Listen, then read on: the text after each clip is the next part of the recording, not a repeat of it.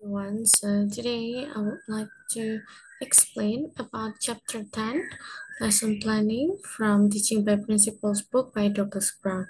So let's get started. Okay, format of lesson plan. Burkas in 2014 says, lesson planning is the process of taking everything we know about teaching and learning along with everything we know about the students in front of us and putting it together to create a roadmap for a class, what a class period will look like. While variations abound, seasoned teachers generally agree on what the essential elements of a lesson plan should be. Now, first we have a goal.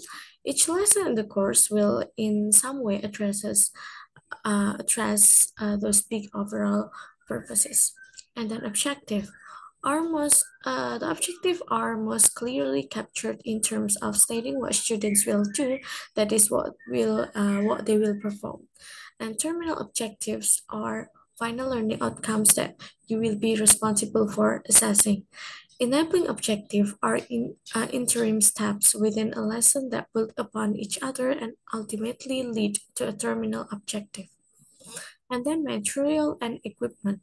It may seem a trivial matters to list materials needed, but good planning includes knowing what you need to take with you or to arrange to have in your classroom. And then procedures. As a very general set of guidelines for planning, you might think in terms of making sure your plan includes the following. The first, an opening statement or activity as a warm up and ascertaining appropriate background knowledge on the part of the students. And then a set of activities and techniques in which you have considered appropriate proportion of time for whole classwork, small group, and peer work, and also the teacher talk and student talk. And then closure. This is a brief wind down time so the class hour doesn't end abruptly. And then assessment. Whatever manifestations your assessment takes, make sure after students have sufficient opportunities for learning that you have appropriately considered how you will assess the success of your students and possibly make appropriate adjustment in your lesson plan for the next day. And then extra classwork. Extra classwork needs to be planned carefully and communicated clearly to the students. You can almost always find applications or extensions of classroom activity that will help students do some learning beyond the class hour. And then next is guidelines for lesson planning. With the background of the basic elements of a lesson plan, we will now take you on a step-by-step set of guidelines for lesson planning. The first is how to begin planning. The first step of lesson planning will already have been performed for you. That is choosing what to teach. And then a variety sequencing, pacing, and timing. Variety is most successful lessons give students a number of different activities during the class hour, keeping minds alert and enthusiasm high. And then sequencing. Easier aspects usually will be placed at the beginning of a lesson. Tasks that require knowledge gained from previous exercises will be sequenced appropriately.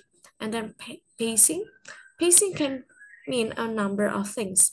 First, it means that activities are neither too long or too short. And then timing. It's considering the number of minutes in the class hour. And then contingency planning. For lesson planning purposes, it is always prudent to have few of the above mentioned backup activities.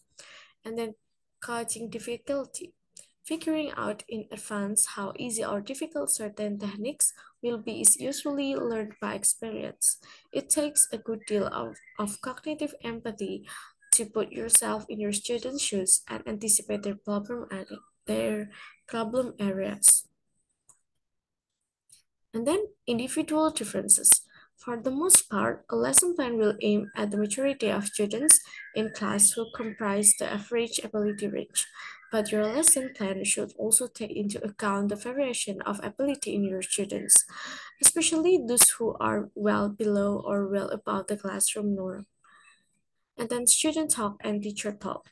Give careful consideration in your lesson plan to the balance between student talk and teacher talk. And then adapting to an established curriculum.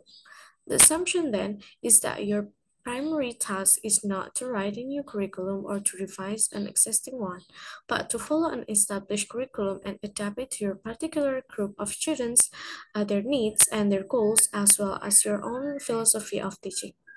And then the last is classroom lesson notes. A final step in your lesson planning process is a very practical one. What sort of lesson notes will you actually carry into the classroom with you? If you have pages and pages of notes and reminders and scripts, you will never free yourself for spontaneity. Okay, so that's all about the chapter 10. Thank you for your attention and see you.